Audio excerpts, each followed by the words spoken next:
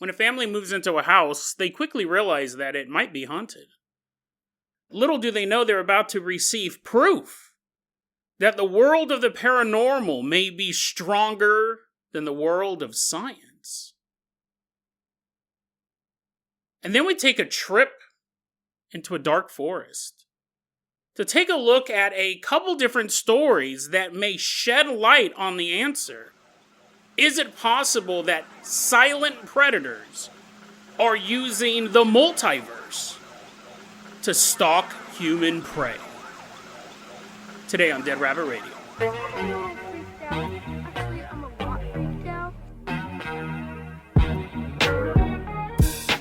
Hey everyone, welcome back to another episode of Dead Rabbit Radio. I'm your host, Jason Carpenter. I'm having a great day. Hope you guys are having a great day too. I'm actually a little under the weather. I'm sure you guys can tell in my voice. You're like, Jason, you say you're okay, but you sound a little stuffy. Yeah, I'm pretty sick actually. But other than that, I'll say my day has been serviceable. I'm lying if I say it was a great day. We'll get to that in a second. We got a lot of stuff to cover, but first off, running into Dead Rabbit Radio Command. Everyone get on your feet and give it up for Tension Amy 3695. Woohoo, yeah, wee! Tension Amy is running on into... Oh, wait, sorry, nope. Tension Any. Tension Any, woohoo, yay! Tension Any 3695 is running into Dead Rabbit Radio Command. Tension Any, you're going to be our captain, our pilot this episode. The reason why is that Tension shared their Spotify Wrapped on Reddit. It's a great way to get the word out. Spotify sent these out a couple weeks ago, posted on your social media, posted online, helps get the word out about Dead Rabbit Radio. Really, really appreciate it. That's how Tension got to be our captain, our pilot this episode. Let's go ahead and get the party started here. Tension Any 3695. I'm going to toss you the keys to the Jason Jalopy. We're going to leave behind Dead Rabbit Radio Command. Drive us all the way out to my place. I wanted to address this. This episode might be a little crazy and off the rails, but we are at the end of our 90 Days to a Better You challenge. I give these every so often. It usually comes about once a year, sometimes twice a year. And it's to set a goal 90 days in the future to be in a better place than you are right now. Declare a goal. Try to meet it within 90 days, make progress towards it, because those 90 days are going to pass no matter what, whether you work towards your goal or not. It's a great little short-term thing to work towards. And I said it might, this might end up getting edited out, but I think it's kind of important to say. My 90 days was to be more organized, I think is what I said. But really what I meant was to be cleaner. To clean stuff up. So today it's like, oh no, it's the 89th day. That's why I'm all sweaty. I was cleaning. No, I'm actually sick, but I have been kind of cleaning up. I'm not totally happy with where I'm at with my cleaning stuff. You're like, to people who know me personally, that's probably the most paranormal thing I could do. They're like, wow, Jason's place is clean. Call in the Ghostbusters. He couldn't have done that. Anyways, I wanted to share this story with you. It just happened minutes ago before I sat down to record this, and I think it's a good analogy for life. I'm sick, I feel terrible, and I gotta clean my bathroom. I gotta clean my bathroom. It's not as clean as it should be, so listen, I don't have really any clean. I found behind the toilet, what are those things like that, Clorox or whatever? It's like the green cardboard tube. It was like behind the toilet, which is not what your cleaning supply should be. Not in a little basket, let me be clear. It wasn't a little basket behind the toilet. It was like by itself on its side. And I go, oh, there you are. So I grabbed that and I focused on cleaning the floor. Cleaned the toilet, but I really wanted to clean the floor. So I'm scrubbing. I got my gloves on and I'm scrubbing. Listen, man, I'm a big guy, right? I don't like getting down on the floor. It's hard for me to get back up, especially in such a small room. My bathroom's kind of small. But I do it. I sit there and I'm cleaning the floor and I get it all cleaned up. It's clean. And while I wouldn't say that I felt proud, because it's something that should just be cleaned regularly, not at the end of a 90-day challenge. Well, I didn't feel particularly proud. at all. I was more just annoyed that I had to clean my bathroom floor. I was like, oh, okay. Well, anyway, so I get up, I walk out here into the living room, and then I go, I gotta go to the bathroom. I go, this is so annoying. I don't know how I felt in this moment, but I did, as it was happening, and shortly after it was done, I go, that's pretty good analogy for life. I should share that with people. I come out into the living room. I think I put some stuff away, and then I go, I gotta go to the bathroom. So I walked back into the bathroom, and I was wearing a black tank top, like a black tank top undershirt, and boxer shorts, because I was cleaning up, right? When I dress like that, I'm like that all day long if I don't have to be in public. And I walk into the bathroom, and I start peeing, standing up, and peeing, and I realize, it takes me a second or two to realize this, that while I can feel the sensation of the urine leaving my body, I don't see the stream going into the toilet bowl. Because what happened was my tank top hung so low, I pissed all over the floor. All over the floor. You could not have done this on accident. It almost seemed like a setup for a comedy movie. Like, I was like, oh, damn it. And I stopped. I immediately stopped. It wasn't like, well, just a couple more liters to go. I'm sure I'm full of urine today. Piss. No, I stepped back and I looked at this huge puddle on this newly cleaned floor. And you know what I did? Right? You know what I did? You're like, Jason, I know what I hope you did. I hope you cleaned it up. I did. I immediately grabbed my Clorox cleaner. This is a commercial for Clorox. They're like, do you piss the floor? Do you only clean your bathroom once every 90 days? Then Clorox is the best brand for you. 9 out of 10 slobs agree. Just a commercial, they see it sitting behind the toilet bowl. I cleaned it up immediately. And you know what? The reason why I'm telling you this story, one, I think it's hilarious. I would definitely tell it if it happened to somebody else, but I think it's hilarious. The second thing, I cleaned it up with really no emotion. Like, I wasn't mad that it happened. I wasn't laughing. I'm laughing more now about it. But I thought, listen, the reason why I think this is a good analogy for life, the reason why I'm sharing this story with you, story that makes me look like a buffoon, is because this is life, right? We take an extra effort to get something done, and then we immediately feel like we're set 2 steps back. Like, you actually say, I'm going to do this today, I'm going to get started, and then you start that project, and then the next day at work, all of a sudden you have more stuff to do. You've lost all your personal time for the next 3 weeks. The Johnson account has to be done. Or you get a bunch more homework put on top of you. Or your kid gets sick, and now the money you wanted to use towards this has to go towards that. That's how life works. But you keep going. You just go, okay, I'm going to put my money towards the kid, because obviously I have to do that. He has a peeing problem. He's peeing all over the floor. Doctor wants to take a look at it. I have to work on the Johnson account. I have to do this homework. But don't give up, right? I mean, literally, there was no emotion. I was just like, that just happened. I got to clean it up. I got a podcast to do. I washed my hands. I also did wash my hands before I came out here. I'm all touching your face. You're like, what? This is a 3D podcast all of a sudden. That's how life works. Take 1 step forward, getting down, cleaning up that bathroom floor. Got back up. Walked around for maybe 2 minutes, but then I pissed all over the floor. I pissed all over my floor. And I just looked at it and go, I remember just thinking, I gotta clean it up again. And I obviously threw my clothes in the dirty clothes, put on some more clothes, cleaned it up. Now I'm out here talking to you. That's just the way life is. And it's super frustrating, right? There have been times in my life where I would have gotten really mad and I would have cursed and been like just furious about it. I might have thrown something. I used to have real anger issues about stuff like that. I know that sometimes it can feel like you're moving 1 step forward and 2 steps back. And sometimes it's not that you just feel that way. That's what actually happened. But you have to keep going.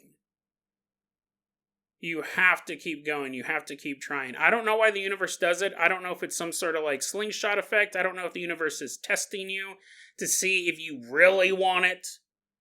Because if you really want it, even after you've been pushed back 2 steps, you'll keep trying. I don't know what it is, or if it's just a coincidence and we see it as some sort of cosmic fate. But it does happen a lot. What I'm saying is don't get discouraged. When this type of stuff happens, just go, okay, do it, and then make sure you're still focusing on your thing you want to do. Because really what I wanted to do was come out here and do this podcast. But I couldn't do it with piss all over the floor, like fresh piss. Like, Jason, you didn't clean your bathroom for 90 days. I'm sure you had pee on the floor. Yeah, but I'm talking about fresh piss. I couldn't do it. I just had no emotion to clean up. So that's just my message to you today. As you're listening to this podcast, you're peeing everywhere. You're like, oh, this is such a synchronicity. Wow, this is amazing. 1 step forward, 2 steps back. Keep going. Keep going. Even though you do get pushed 2 steps back, you just got to keep going. You got to break through. You got to break through.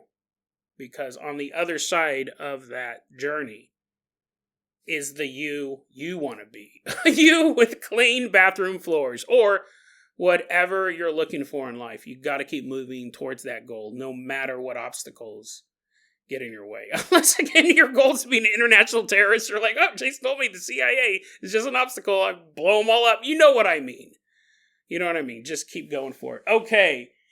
Tension any? Let's go ahead and toss you the hair hang glider. We're going to jump off the highest point of my roof of my place. Glide us all the way out to the United Kingdom.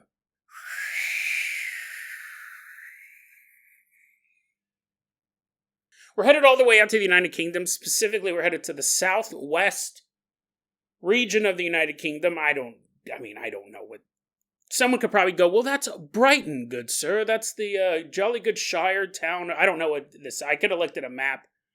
I was too busy peeing all over my floor. But anyways, the southwest region of the United Kingdom. The year is 1994. And we're going to take a look at this family. We're going to call the son, who's the narrator of this story, Matthew. We don't have his real name, but he goes, my dad had this job where we moved around a lot, and my mom wanted more stability for the family and for me and my little brother.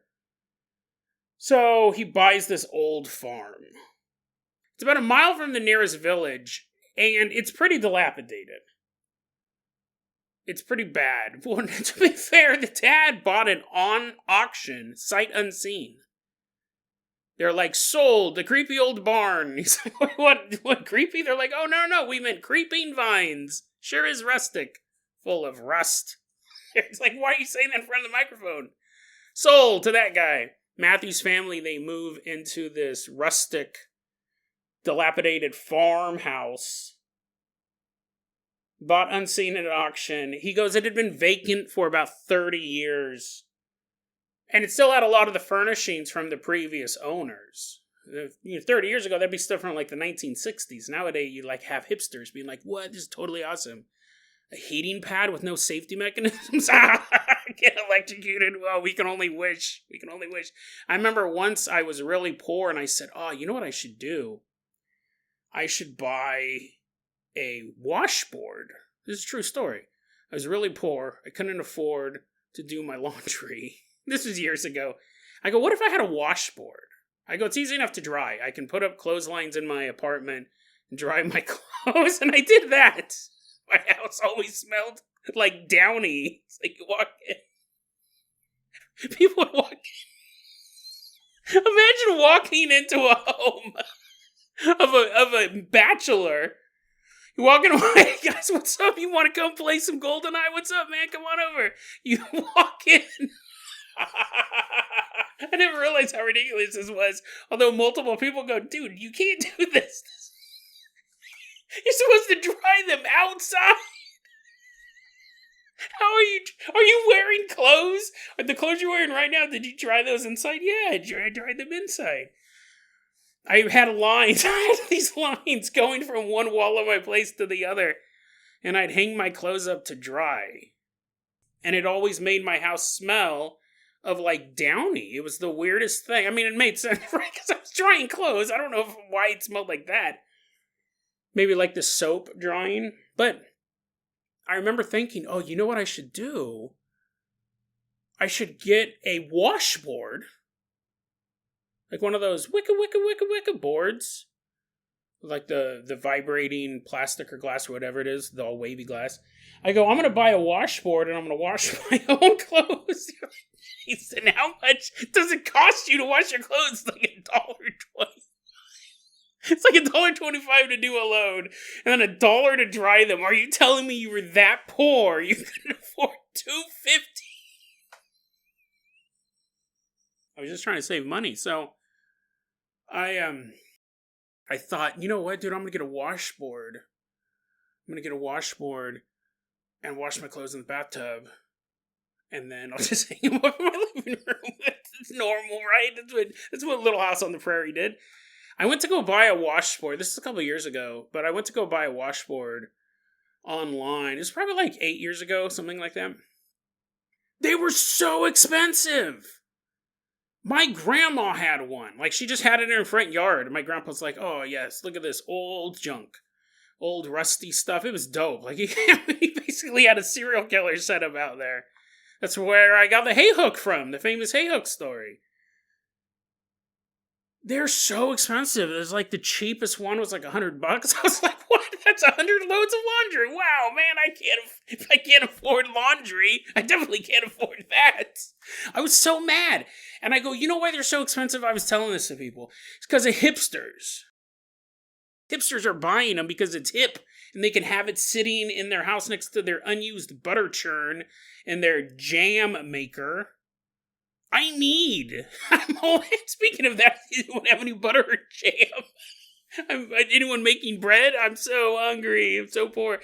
I can't afford a stupid washboard that I will use to actually wash my clothes because some hipster scumbag has it to be ironic. He has it sitting next to his $1 million washing machine. Now, to be fair, I have no proof. The reason why they're so expensive is because of hipsters. I just felt that way.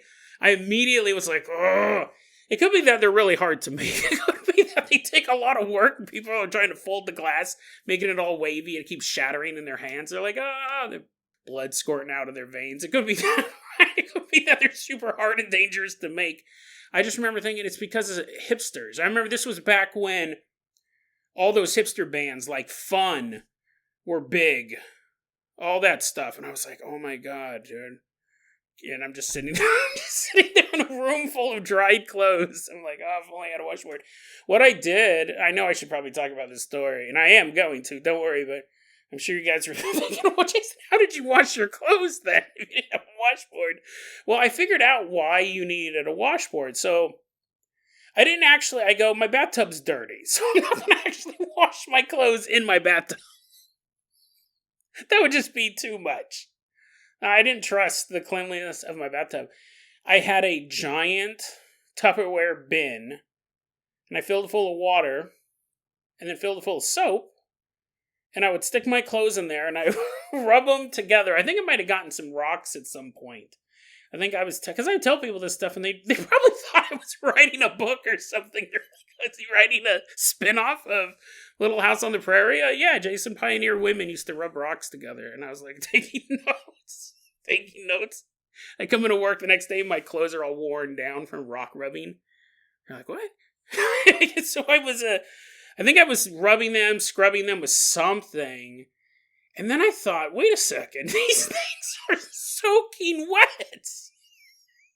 That's why there's a spin cycle on a washing machine, I guess, to like throw the water off. They get soaking wet. Have you ever taken a t-shirt, a 3XL t-shirt, out of... You're like, no, Jason, I haven't. Nobody has. That's the point. Just put $1.25 in a machine. If you take a 3XL t-shirt that's been soaked in soap and water... I'm like, oh, that's why it smells like Downy, because I never rinsed off the soap. What I would do is I would take these t-shirts out. They would be soaking wet. And I was like, now what do I do? I just can't have these hanging up in my living room. There'll be mold everywhere. So I remember trying to squeeze the shirts out. Think about the amount of labor it's taking me. Again, $1.25. I'm squeezing the shirts out. I'm still like, there's still so much water in here. And soap. So I began hanging them up over my, like, shower curtain. So they would drip down. And then they would get dry enough. They were no longer soaking. And then I would take them out in my living room. No, they wouldn't be rinsed off, right? I had them in soapy water, and I rubbed them together, and I rubbed rocks on them. Let them sit, and then I just hung them up. So that explains why my house always smelled like detergent, because that's what I was washing them with. And then since I didn't rinse them off, since it was just like they were soaked in detergent, there's like a rinse cycle and a spin cycle and all this stuff. I skipped all of that. And just to be clear, I saved $1.25 for that 2-hour-long process. But I'd still blame hipsters for that.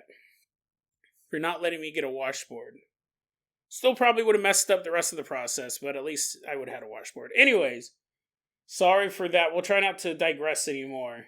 So, what was talking about hipsters? Oh, yeah. The house has been abandoned for 30 years. Has furnishings from 30 years ago. Matthew said when he went to the room he was going to sleep in, he got the feeling it was previously the room of a girl who walks in. It's probably like posters for the Monkees and the Beatles bands and stuff like that. Old, like, bands girls would be into. Probably right. I think it was like a teenage girl. He kind of got the vibe for that. And he's like, I wonder how much I could sell these to a hipster for. I bet you they'd really love this vintage Monkees poster. He walks in and he gets this idea. He gets the idea that his room used to be the room of a girl. But, you know, it could have been a room of a guy. I really like the Monkees. The Beatles are okay. Who knows? He doesn't know for sure. He does know that when he's moving his stuff in, he puts his wardrobe over by the window that looks out over the property. And he says he gets a weird feeling when he's in that area. Because he's in that a lot. He's going through his wardrobe. He's like, oh, look at these clean clothes. Cleaned in a washing machine. Like a normal human. But he'll be looking over the grounds of the house. He just gets kind of a weird feeling. He doesn't really like it that much. Eventually, everyone in the house starts to experience some form of paranormal activity. Loud bangs coming from an unknown source. The sound of footsteps coming from rooms people knew there was no one in at the time. Cold spots, very, very common sign of a paranormal presence. One room was once filled up with a thick mist. And that's actually where we're starting to get to a rarer type of presence. That's not common at all. The other ones we see in just very basic hauntings. This is happening so much that Matthew's mom, who we will call Tiffany, she got really tired of it. She's trying to cook, there's mist everywhere. She's like, oh, come on, get out of the way. She's starting to get really tired of it. No one likes a bunch of unknown mist floating around in their house. So she ends up, even though she's not a religious person herself, she ends up contacting the village priest. So this priest shows up and he's going room to room and he's blessing the place. And he just seems to be doing it kind of by the book, literally, the good book, the Bible. So anyways, he's just kind of going room to room and it's very matter-of-factual. Hey, I'm sure he does a bunch of these. You know, you figure, this is probably his 10th blessing this day. He just seems to be very rote about it. And then when he's done, he's walking out of the house, and Tiffany is walking the priest to his car. And Tiffany said when they got out of the house, the priest's face went completely pale. And he continued walking, and he got to his car, and Tiffany's walking alongside of him. And he turned to her and said, quote, "There's an incredibly dark presence in this house, and I'm never setting foot here again. I don't know what to suggest. I'm really sorry. Good luck." And he got in his car, and he drove away. Which is interesting because the family never got that level of it. It was just more of an annoying thing. It was kind of creepy, but it's not like the dogs were getting possessed or anything like that. It's not like they were waking up in the middle of the night and there was a little girl at the foot of the bed going, "You're my new mommy." Nothing like that. Just mist rolling from the unthinkable voids of tomorrow. Just that. Loud banging noises. Anyways, after that, Tiffany consulted a medium, and the medium said, just embrace it. Just embrace this presence, which I would argue is a terrible idea. But Tiffany goes, well, it's better than what the priest did, because the priest wasn't able to do anything, and then he ran away. So apparently Tiffany did start to embrace it, and things began to settle down. Everyone in the house realized that this presence seemed to get a little bit calmer. However, they still constantly felt like they were under observation. After a while of living there, we don't know exactly what time period this took place in, but could have been in the first couple months, could have been within the first year, but they decided to start doing renovations. And part of that was Dad and his work crew were going to pull out all of the old items in the house. And the easiest thing to do was to just set them on fire. Have a huge bonfire in the yard. It's a rural area, so I don't think people cared if you were burning a bunch of stuff. He was, let's just burn everything. Burn all of these possessions. We don't know what a hipster is. eBay doesn't exist yet. This is all just junk. Let's burn it. And they did. It took them a couple days. They kept pulling stuff out and throwing it on the bonfire, and then they'd pull more stuff out and put it on the bonfire, and it'd be going over and over and over again. Eventually, there was nothing left but ashes. Everything had been burned. All the possessions of the previous owners are now nothing but ashes. This part of the story, so Matthew posted this online under the name Embarrassed List 865. And he said this part of the story he was not told until he was much older. He did not know that this was happening as it was going on. But it did make him reconsider some of the experiences he personally had in that house. Matthew said this bonfire had burned and burned and burned and burned and burned until there was nothing left of the previous owners. Just this huge pile of ash. And one day him and his brother were out running around in the yard while their mother, Tiffany, was sitting there just watching them. And where she's sitting, she's not that far from the ash pile from the bonfire. And she's watching her kids kind of run around, and she's just kind of scanning the area. And then she looks and she sees something on top of the ash. She gets up and she walks over, and on top of this giant mound of charred remains, it is an envelope. An envelope in perfect condition. An envelope that doesn't even have a singe mark on it. Tiffany reaches down and she picks up the envelope and she realizes it's heavy. There's something in it. So she opens it up and she finds inside this envelope a letter and an amethyst. It's a little gem nestled in the letter. Tiffany reads the letter and it's dated from the 1960s. Tiffany's reading the letter and what she realizes is that the family that previously lived here, their daughter killed herself. Their daughter committed suicide. And this letter was from her ex-boyfriend offering his condolences. And he included in the letter an amethyst because that was her favorite stone. So it was this very sweet letter from an ex-boyfriend. I'm sorry for your loss. I can't believe this happened.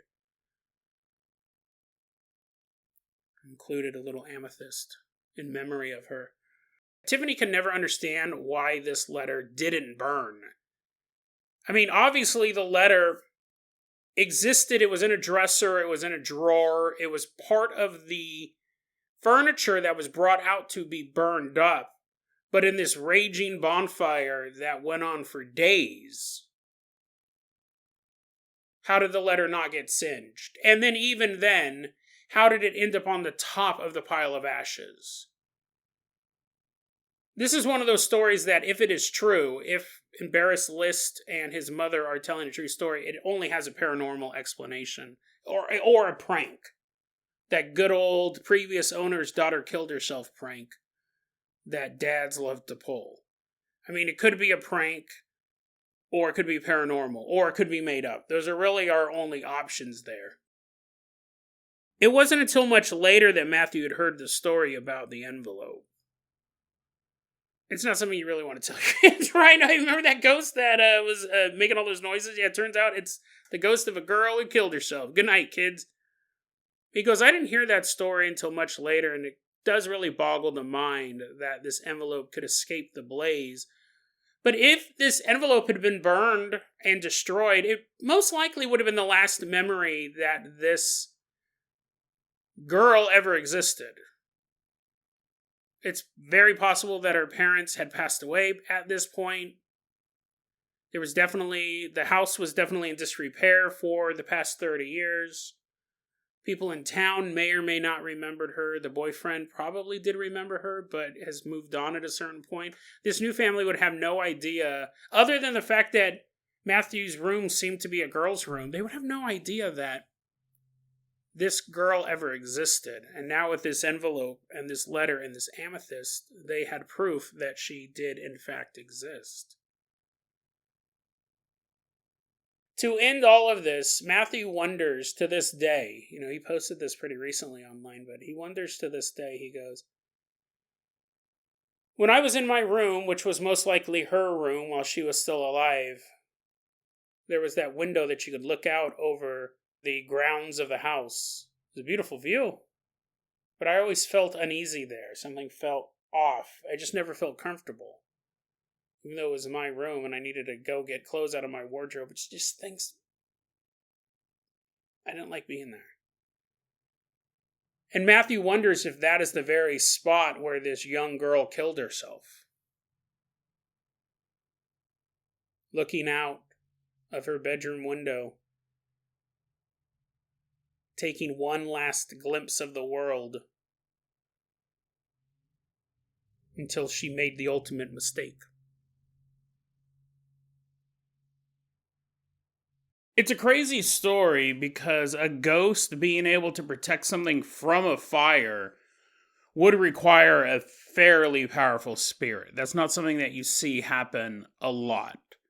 It does happen from time to time, but it's pretty rare. And then not only did this spirit have to protect the letter from burning up, because you can imagine it was like in a dresser, it was in a piece of furniture that was hauled out to this ash pile and thrown in and then set ablaze like everything else. Not only would the letter have to survive the fire, it would also have to somehow work its way to the top of the pile so it could be noticed. Otherwise, it could have miraculously survived, but it would sit underneath this pile of ash, and when rain would come and start washing the ash away, the letter becomes illegible, it becomes soaked, it begins to tear. And then maybe someone would find it odd that days, weeks, months later, in this patch where this ash was, you find a little amethyst. You think that was kind of weird, but the letter connected to it telling this young girl's story would have washed away. So not only did it have to survive a fire, it also had to find its way to the top of the ash pile so Tiffany could read it. It's a fascinating story if it's true. That's always the question that we look at with these stories. And it's a timely question. And it's going to lead us into our next segment, Tension Any 3695. I'm going to go ahead and toss you the keys to the Carpenter copter. We're leaving behind the United Kingdom. Fly us all the way out to a small town in the United States. If it's true, that's always the interesting question when it comes to the paranormal. If it's true, a lot of these stories, especially the ones that I try to find for this podcast, are quite bizarre. And then that may even raise the threshold a little bit more. Is it true? We're flying all the way out to the United States. Now, first off, I have to say, we don't have time to cover the multidimensional predators story. We ran out of time because I spent too much time talking about my laundry. Secondly, originally that episode ended right there. It was maybe about 5 minutes of wrap up because I didn't feel good. I was like, okay, well, I told him about my laundry. What else do people want to know? But as I was editing it, as much as I like the Amethyst story, I really like the story. I go, it's not strong enough to end an episode. So I'm sitting there and I'm editing it, and I was like, I gotta do something else. I gotta add something else, add more value to this episode. And what's funny is, while I always have a lot of other stories to do, it's about finding a theme. It's about finding something that we can talk about. As I was editing the episode, I was on the Patreon Discord, and the user Sean, Patreon supporter Sean, asked the question, has anyone ever wondered what the exact percentage would be of paranormal stories that are fake? He goes, what's the ballpark estimate? Would you say half are fake, 3/4, 99% of them are fake? It's an interesting question, and then I go, we can talk about that because I actually have some stories that could shed a little light on that topic. And that is a question we ask, is the story fake? Now, I feel like I have a pretty good process of weeding out the fake ones. Of course, I've been fooled before. Lone Pine Devils, fake. Civil War Bigfoot, fake. All of the episodes in the show, man. The notorious Pigman of Portugal, fake, right? Oh, man, that one was a real swing and a miss. Then the story I did about the haunted high school. Apparently, there's a division. Some people in the high school say, no, that was a known hoax. While other people go, no, I saw it. It was not a hoax. I'll put that episode in there as well. Is the story fake? I think we have a pretty good... I think here at Dead Rabbit Radio, we have a pretty good way to kind of sort through it, but I've been fooled before. And let's start off there. This is super fascinating. Earlier this week, I covered a story, and this was one of the stories that I said multiple times while I was doing it. I hope this isn't real, because it was horrible. If you didn't listen to the episode, it was the episode about a man who buys a laptop online, and when he gets it, he buys like a used laptop from eBay. When he gets it, it's covered in dirt, and stuff's missing from it, like keys are missing from it, the webcam is missing from it, and there's only one app, which was Google Chrome, and there was a file on the desktop, which was the video of a man being tickled. It was like a tickle torture fetish type video. There's a 30-second clip that he uploaded, and you can watch it. You're like, no, I'm good. I don't need to watch it.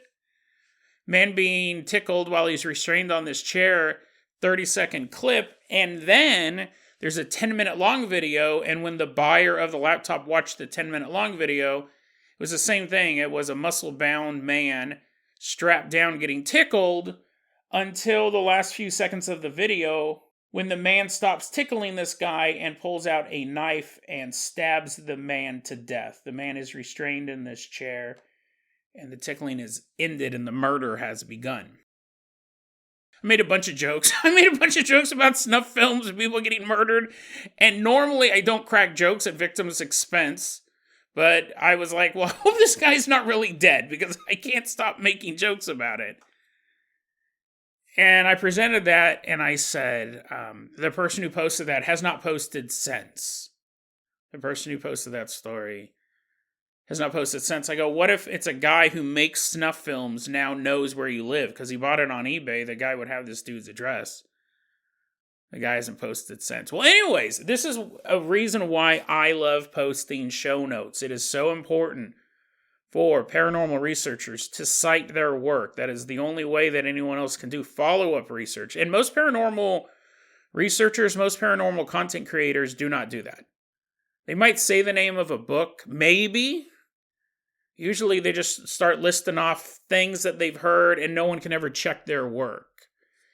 And as a paranormal researcher, that's the point, is to research it and let other people research the stuff as well. That's why I love including notes. And I love doing it because this is what happened. This was so fascinating. A lot of you guys were really interested in that story. Not out of like a freaky fetish way, but because, one, it involved a possible real-life danger, possible mystery, right? Even if you didn't think this guy was going to get killed, where did this video come from? And it wasn't like finding an envelope somewhere in rural Southwest United Kingdom. Like, we wouldn't even know where to start with that. But this one, we had a 30-second video. Gave you something to go on. A lot of you guys were contacting me about figuring out what this was. Well, somebody solved the mystery, at least part of it. This is what I was really, really happy about this, because this makes it, I'm glad that the process works. I put in the show notes, I put in the 30-second video, you guys were checking it out. Po Boy Peter on the Patreon Discord. And what's funny is once he figured this out, I thought, had I put in more time, I might have been able to do this as well. Not saying that I'm better than Po Boy Peter at all, but you know what I mean? Like, had I tried a little bit harder, I might have figured this out. It probably could have saved you nightmares of getting tickled and then murdered. Po Boy Peter said, hey, I figured out the origin of that video. There is a company called Tickle Abuse. And he goes, it's the same chair, it's the same wall. And it's funny, when he sent me over a photograph, from a screenshot from one of their, or maybe it was like a thumbnail. Maybe he had me click on a link and see a thumbnail. And then I went back and watched the original video. I went, dagnabbit. It's funny because when I saw that it was the same thing, that this murder room, this possible murder room was also featured on Tickle Abuse's YouTube channel, there was a brief moment when I thought, oh man, like, so the mystery's not real. A man didn't really get murdered. Oh man. There's a company called Tickle Abuse. They use the same burgundy chair, placed in a room. The backdrop has a wooden shelf and then a brick wall. And that is the same details we saw in the 30-second video in that laptop story. And what's super interesting, I'll put it in the show notes. You guys can go to the Tickle Abuse YouTube page. I'll have that in the show notes. And if you see the 30-second clip, it's the same place. It really is. My question now is, and I'm curious, did the person who posted that story fake it? Or did they misinterpret it? That's the big question, and that's really how I responded to Sean. To me, there's a difference between faking something, which is doing it with the intent of misleading people. Wearing a Bigfoot costume, flying a drone around shaped like a UFO, writing on your frosty mirror, get out, and then bringing other people in the room to see it. That's fakery. There's fakery, and then there's misinterpreting the events. Really what I said to Sean, and I would say fakes. I would say people actually setting out to mislead people using the paranormal. My estimates would be somewhere between 10 to 20%, where people are on purpose trying to commit some sort of fraud or gain attention. Like the Lone Pine Devils, that was fake, but it was a promo for a movie they were shooting, and it was like they were building up the universe. It'd be the same thing as if you got tricked by the people who were trying to build up hype for Cloverfield, and they had that whole Slurpee campaign or whatever. The Civil War Bigfoot, that was a guy writing an April Fool's Day article for his friend's Civil War website. Everyone who was reading the website back when it was published knew that it was a joke. While those are fakes, they're not necessarily fakes in a mean way. They weren't out to actually scam people, but they were still fakes. They're still fakes. I think you do have people who misinterpret an event. They feel a cold spot. They feel like they're being observed. They don't feel comfortable being in a room alone because it's just a weird feeling. And there may be no paranormal presence at all. All of that stuff may be explainable. But if someone posted that story online or told you that, I don't think they're faking it. They're just misreading the signs. They're putting together this big coincidence. With this laptop story, I'm not for sure. It's possible that he did buy a dirty laptop. It's possible that it had nothing but Chrome on it and these two videos. It's possible that the stab, because apparently Tickle Abuse does do custom videos. So it may have been a fake snuff video for their particular audience. And then this guy who buys this laptop gets all that and he just sees it and doesn't know that it's fake. I don't know if he was trying to fake people out, build an ARG. I don't know if he saw something and misinterpreted it as real. And I'll also put this out here. We'll throw on our conspiracy caps. Tickle Abuse does apparently do custom videos. Maybe someone gave him enough money to murder a guy. I don't know. I will say, once I found out, and again, thank you, Po Boy Peter. And a lot of people were looking in on this, so I really appreciate it. That shows that the show notes are doing their job. I looked through a lot of thumbnails of tickle abuse, tickle torture videos. I never saw that same guy. I was even typing in, of course, I pretty much ruined the algorithm for me. Google's going to be sending me all sorts of weird stuff. Tickle abuse, muscular, ball head, tattoo. I couldn't find that same guy. So it is very possible that that is a private video or a commissioned video. I don't know if a company like Tickle Abuse would murder someone, but if the price is right, I'm sure Corridor Crew would throw a real man off of a cliff. Say it was a stuntman. Interesting, though, and that's a good, I wanted to follow up with that. I'll add a little thing to the end of that episode in a couple days just to kind of say the same thing, but very, very interesting, right? Fake or real or misinterpretation of real events. We don't know. Also, because I went to revisit the story, I said in the original episode, that guy has not posted since he talked about this laptop. Is it possible that he's now being tickled in a snuff video? He posted just a couple days ago, like right after the episode came out, he posted asking people, hey, how do you switch weapons in Arma, which is a military first-person shooter simulation game. So he's fine, he's fine, he's not currently being tortured. Fascinating story, is it real, is it fake? But that's not the end of this, because I also wanted to talk about this story. This one's a little more controversial, but I think let me back up. It's way more controversial, but I think we have the same question. A lot of people did not like the fact that this was posted, and I think I leave it up to you. Is it fake? Is it a misinterpretation of real life, plausible, scientifically explained events, or is this a real phenomenon? Interesting. And Sean, thanks for posting that. It was really cool. We're headed out to this house. It's June 24th, 2022. We're about to meet this young woman. Let's call her Becky. We don't have her real name. She's a wife and a mother. She's putting her children to sleep that night. Go to sleep, little baby. Go to sleep, little baby. Go to sleep, little babies. Go. Mama loves you. Yes, she does. And she always will. I can't sing anyways, but I definitely can't hit a high note with this raspy voice. I'm recording this segment like 6 hours after I recorded the rest of the episode. I just needed to give you guys some more. Anyways, she's done singing a creepy, sleepy song to her babies. But right when she's done singing, she actually doesn't specify that she's singing. But anyways, when she's done putting her children to sleep, she hears the front door slam shut. Bam! She's like, what? That's weird. That's kind of out of character for my husband. Coming home, doesn't normally slam doors. And then she hears the back bedroom door slam shut. Bam!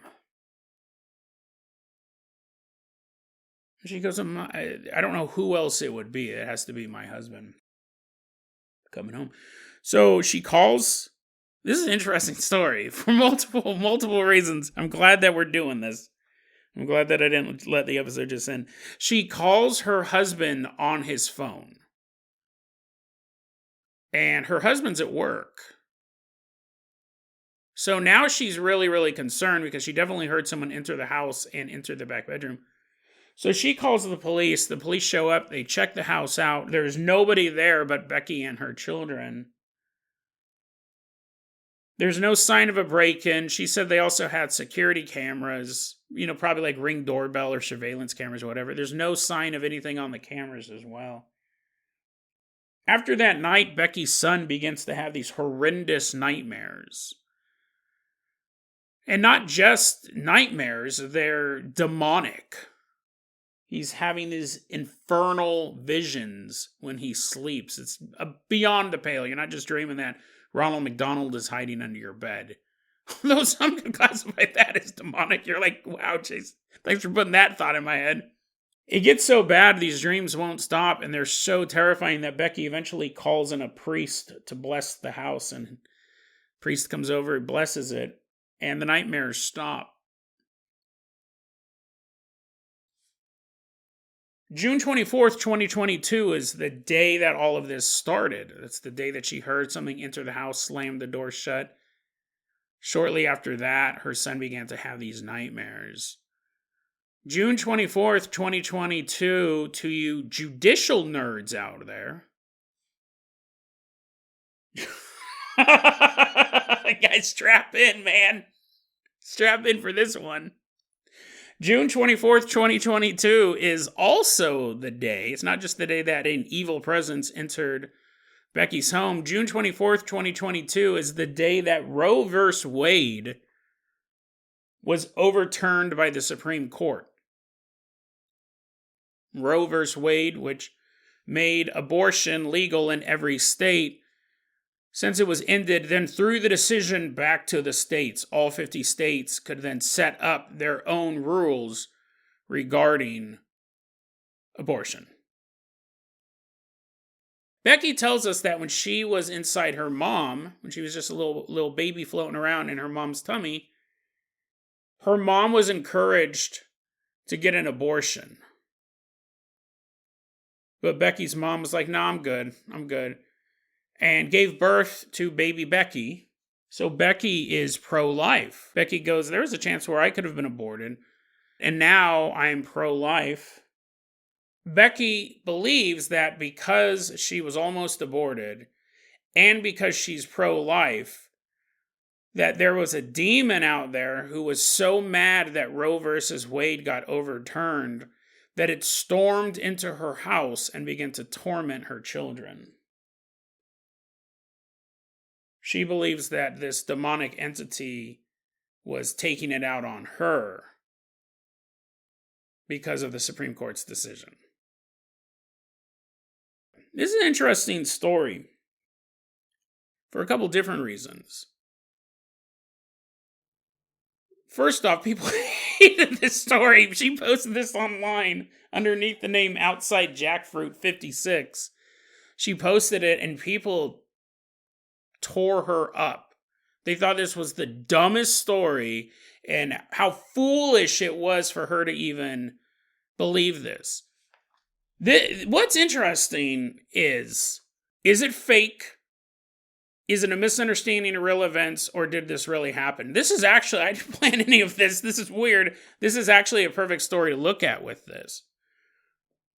Because here's the thing, there are little interesting clues in the story that make me think she might have made it up. The main one, and again, listen, I'm 47 years old. I live alone. I grew up in a totally different generation. Maybe kids do this stuff these days. I'm imagining she's probably in her late 20s, early 30s tops. This might be normal. She's in the bedroom putting the kids to sleep. She hears the loud front door open and slam shut. She hears the back bedroom door slam shut.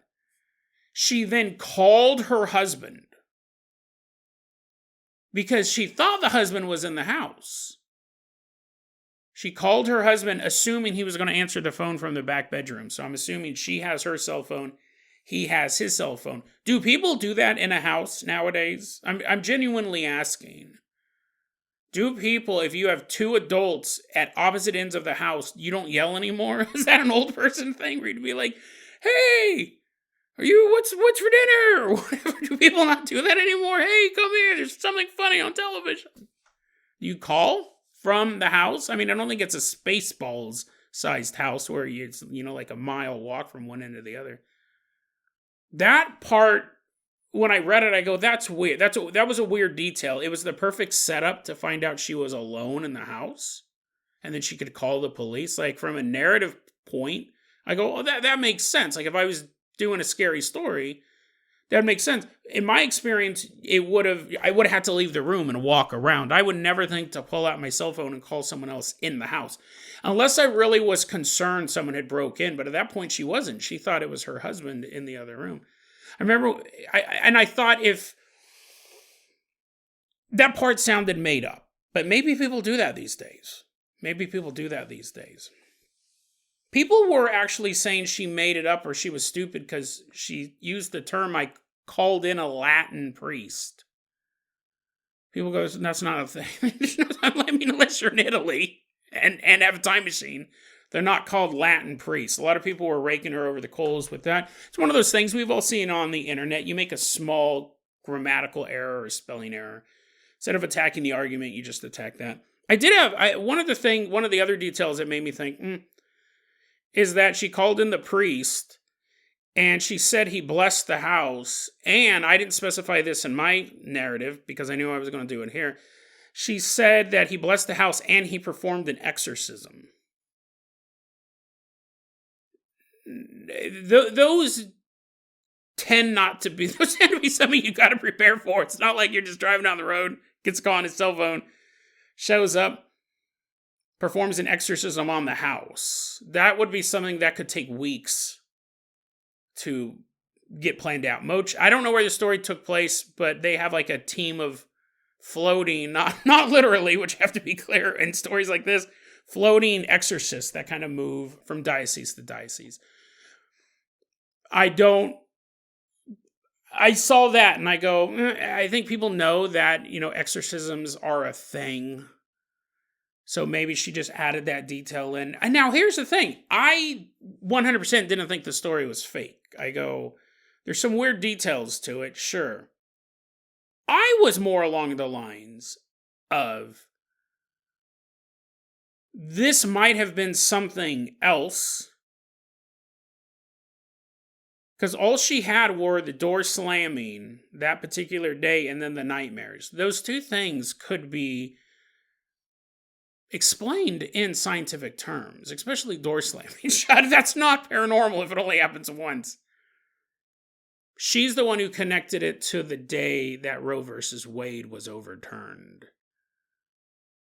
It could just be misinterpreting real life stuff that can be explained away, childhood nightmares and door slamming shut, and then going, oh, I was almost aborted and this was the day that Roe versus Wade was overturned. It must be demonic. Totally explainable, but she went the paranormal route. I think that happens in most paranormal encounters. I think most people see something and they misinterpret the data. It could be true. It could be that a demon did enter her house on that night and begin terrorizing her family. I would still kind of say I would think the two things were unrelated. I think she might be let's assume that a demon did enter the house. Does that mean that it was doing it because it was mad because Roe versus Wade was overturned? Because again, it didn't make abortion illegal across the country. It became a states thing. And you would imagine the demon would just be like, okay, I'm headed to California. You know what I mean? Like, he's like, oh man, I'm the abortion demon. I don't know if he would fly into this woman's house out of all 350 million Americans. She's definitely not the only one who almost got aborted. But it would, to be fair, to kind of make you feel special, right? You're like, oh man, it's totally awesome. That guy just has a suicide girl ghost in his house. I got the abortion demon. Wow, I'm cock of the walk. Look at me, I'm so fancy. Walking down the street wearing a shirt. My house was possessed by an abortion demon. Like I was a traumatized child with demonic dreams. And you're like, what? It's weird. It's a weird story. It's a weird story, and it actually made people so mad that made me want to cover it even more because I was like, they were just grilling her, and I think they were grilling her less on the idea that a demon entered her house and more on how the politics were. Which isn't a way to approach the paranormal. It's funny, months ago, during the summer, I kept meaning to address this. Ethan Browning on Facebook, longtime supporter of the show, asked me, do my politics and my view of the paranormal ever collide? And I never got around to answering him because I said I'd answer it on the show. He sent that email out in July. I'll say this. I don't normally talk politics on the show, but no, my view of the paranormal does not affect my politics. My views of conspiracy definitely affect my politics. 100%. And I've said that before on the show. I'm a big local government guy. I think local government, you can actually matter. I go, like state politics, you got a voice. National politics, the voice is much quieter. I do always recommend people voting. But, yeah, I think because I'm a conspiracy theorist, I'm far less trusting of people in the halls of power than probably the average person. The average person doesn't trust them at all, right? So, but my views of the paranormal don't really get involved in my politics. I almost see them as completely different. But I don't force other people to think that way. I just thought it was weird that people, and listen, I get it, like abortion is a hot button issue. There's a weird story, and I was going to cover it anyways, but I think it's perfect for this, because you can totally lay this out, and I'd like to hear you. Politics aside, because that's the hard part with an issue like this. I don't know, throw your politics in, it doesn't matter, but just looking at the story itself, and you can check the show notes and read it for yourself and read the comments. Is she making the story up? Is she making the story up for attention? Is she making the story up to prove a political point? And really her political point, and I think this is what got people riled up the most, her political point is abortion is demonic. That's really what she's saying in this post. Abortion is so demonic that when Roe versus Wade was overturned, an abortion demon invaded her house. So, I guess you probably can't address this without putting your politics in it, but did she make this up? Is this 100% fake? It's interesting because the story's old, right? This story was just posted the other day, and or within the month, and it supposedly happened in June of last year. Did she make the story up for attention, or to prove a point, or to sway someone from one issue to the other? Are the events possibly true? Was she in her house? Did she hear doors slam shut? Does her son begin to have horrible nightmares? But that is all explainable. There's no paranormal answer to that. Those are things that can actually happen, and she attributed a paranormal source to it because of her viewpoint and because of the day it started. Or was this actually a paranormal event? And even then, there's a subset from there. I think if the story is true, she's not making it up, and if she didn't misinterpret the event, an entity may have come into that house and began to torment that family, but it had nothing to do with abortion. Or it did. But I think those are your 4 scenarios. You're like, Jason, there's a lot more scenarios than that. Well, I'd love to hear them, because I'm sure that there are. Originally, I was just going to tell a story because I thought it was crazy, and I wanted to talk about how people were reacting to it. But what a perfect segment to do it in, because I think this one you can really chop up. On the one hand, I lean towards the fake, because some of the details don't add up. But again, that could be my knowledge as a 47-year-old man who lives alone. Maybe people do call each other from rooms all the time. I don't really have anything else to go off that it's fake other than a few little details like that. The house getting exorcised. Maybe the priest did exorcise the house 3 weeks later. I don't know. Maybe it's real, maybe it's fake, maybe it's a misinterpretation of events. Maybe it's real, but it wasn't an abortion demon, it was just a demon on that day. Maybe it was a demon who was pissed off. Maybe it was a demon who was pissed off because Roe versus Wade. See, the thing about that, because he would just go somewhere else. That's kind of the part in my head that would make me think, well, then wouldn't he just go to a place where there's lots of abortions? Rather than be like, I'm going to torment this one family. But to be fair, though, that is kind of what demons do. They love to torment individuals and families. I don't know. It's an interesting story. I should have done this one before Christmas, so you could have brought it up at the table with your family. You're like, so you guys said no politics, and I will respect that, but what's your view on the abortion demon? They're like, what? You're like, it's not political. It's not political. Let me tell you a story about the abortion demon. They're like, get out. You're like, we invited you back, but you're excluded from all future gatherings, and that was your plan all along, so you would never get invited back. As you're leaving, you give a thumbs up, the abortion demon's flying away. You're like, thanks, abortion demon. Family's like, leave. Why are you talking to nothing? Leave. They're poking you with the broomstick, pushing you off their property. Well, that's the end of that episode. That's the end of that episode. I'm once again sweating. I'm so sick. I wanted to give you guys more content. That first story I really liked, but you guys deserve more than just a story about me doing laundry in my house and then a letter. Although I do like both those stories. deadrabbitradio@gmail.com is going to be our email address. You can hear it in my voice, can't you? Yeah, I'm done for the night. deadrabbitradio@gmail.com is going to be our email address. You can also hit us up at facebook.com/deadrabbitradio. TikTok is at deadrabbitradio. Dead Rabbit Radio is the daily paranormal conspiracy and true crime podcast. You don't have to listen to it every day, but I'm glad you listened to it today. Have a great one, guys. I feel like my voice was getting possessed. Nope, just a coffee voice full of coughs. Have a good night, guys.